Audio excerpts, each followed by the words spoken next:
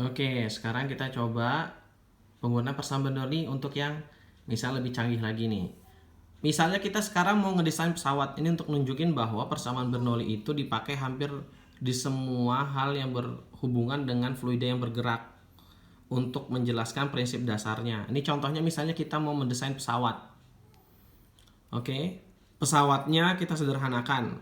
Asumsinya adalah bahwa pesawatnya terbang di udara dengan massa jenis udaranya 1,29 kg per meter kubik. Asumsinya kembali kita bilang bahwa ini adalah fluida ideal sehingga eh, si kerapatan udara itu tidak berubah. Padahal aslinya berubah dia. Dari yang paling bawah sampai dia naik ke tempat yang tinggi itu makin ke atas tuh kerapatan udaranya makin rendah. Apa namanya?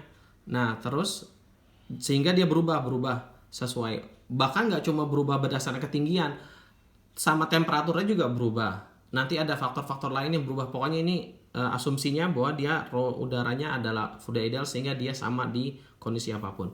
Massa pesawatnya kita anggap 500 kg atau 5 ton. Kayaknya nggak mungkin ya, tapi nggak apa, ini sebagai contoh aja. Terus si pesawat ini punya luas area sayap pesawat 50 meter persegi. Kalau kita potong di sayap pesawatnya, kita akan dapat profil yang bentuknya seperti ini. Ini disebutnya aerofoil.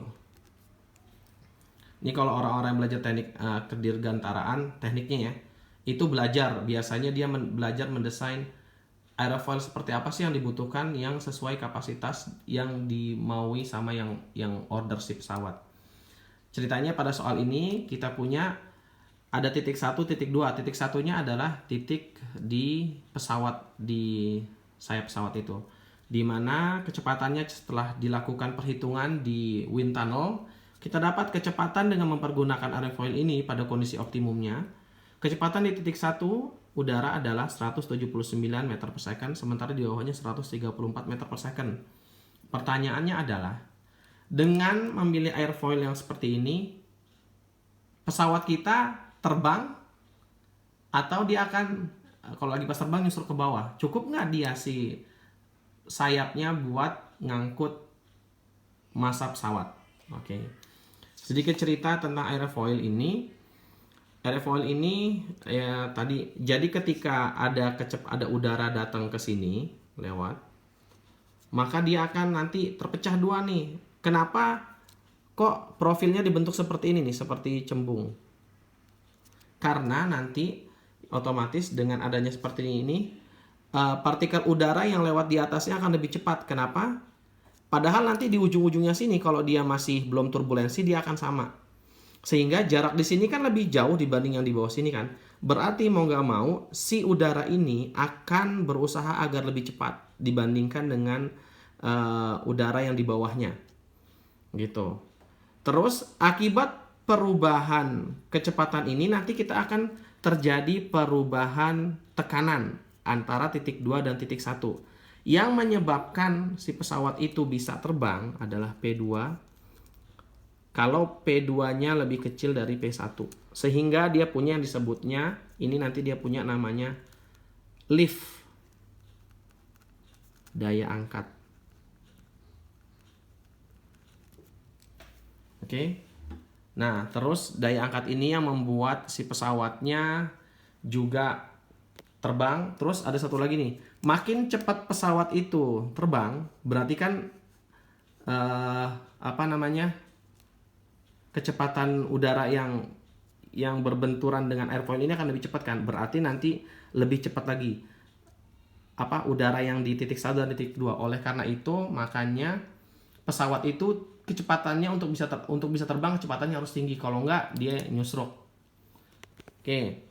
Terus pertanyaannya tadi, apakah dengan airfoil yang seperti ini eh, kita pesawatnya oke atau enggak? Kita coba lihat ya dengan persamaan sederhana. Oke, seperti biasa kita tulis persamaan Bernoulli-nya.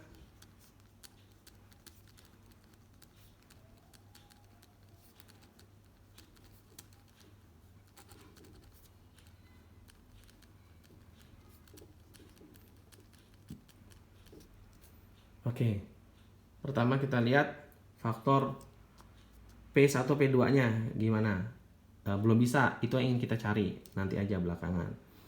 Kita coba rho GH1 dan rho GH2. Oke, apakah bisa faktor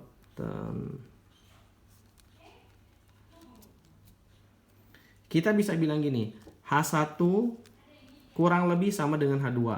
Kita lihat di sini nih, kalau titik 2 titik satunya gini, ya mungkin di sini bedanya paling cuma beberapa senti, sehingga kita bilang H1 sama dengan H2.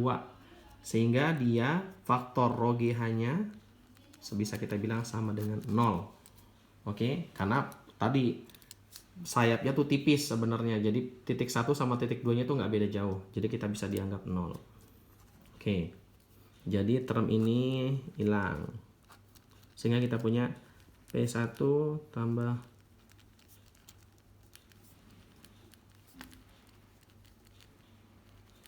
Oke. Saya coba menyederhanakan lagi sehingga kita punya P1 min P2 sama dengan delta P. Kenapa saya bilang kayak gini? Kita terima dulu. Itu sama dengan P2 min P1 sama dengan kita bilang sama dengan delta P sama dengan berarti seteng P2 rho V1 kuadrat dikurangi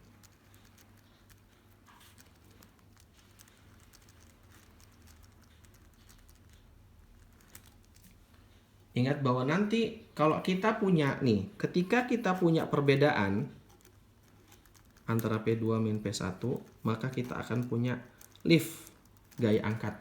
Apa sih lift itu? F itu sama dengan nanti seperti biasa F sama dengan P kali A. Tapi di sini kita bikin jadi delta P. A-nya apa? Ini adalah perbedaan tekanan di sayap. Dan ini adalah luas permukaan sayap. Oke, sehingga kita punya tadi, kita terima dulu, kita ambil, kita punya delta P sama dengan setengah rho kuadrat min. Oke, kita hitung dulu. Setengah, rho-nya tadi berapa? 1,29. P1-nya 179 kuadrat 134. Ini dihitung ketemunya adalah 9,08 9085 Pascal. Oke. Ini baru perbedaannya aja. Perbedaan antara di titik 1 dan titik 2. Nah, yang lebih gede yang mana? Karena tadi kita definisinya adalah P2 di titik bawah, maka bisa dibilang P2 min P1 itu sama dengan 9085, sehingga P2 lebih besar dari P1. Berarti nekan ke atas kan? Oke. F kita bikin delta P kali A. Delta P-nya sama dengan 9085 kali 50. Itu satu sayap. Karena sayap pesawat Theta 2, maka kita kali 2. Oke, sehingga sama dengan 9085 kali 100 sama dengan 90850 Newton. Oke. Terus pertanyaannya, apakah pesawat kita bisa terbang? Maka kita bandingkan antara F lift-nya dibandingkan dengan berat pesawat. Berat pesawatnya berapa? Berat pesawatnya tadi, berat pesawatnya adalah weight pesawat, massa pesawat kali gravitasi 5000 kali sama dengan 4 plus. Oke.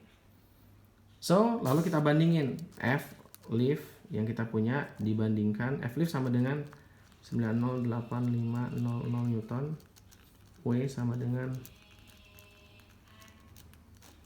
49.000 Newton. Bisa kita bilang F lift kita jauh lebih besar dibandingkan W pesawat, yang berarti pesawat kita bisa terbang. Nah, dari sini juga sebenarnya kalau diturunin bisa lagi, misalnya kan udah ketahuan nih berapa selisihnya.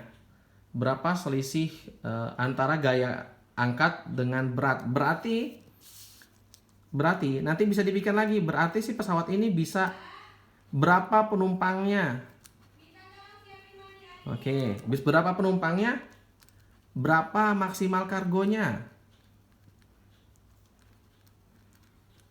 Oke, ini asumsinya si pesawatnya udah ada sama mesin ya. Berapa penumpangnya, berapa maksimal kargonya, berapa interiornya. Kalau kita misalnya naik Singapore Airlines, ini pas banget nih suasananya lagi suasana COVID. Jadi contoh soalnya dibikin pesawat buat yang kangen jalan-jalan. Oke, ini contohnya berikutnya.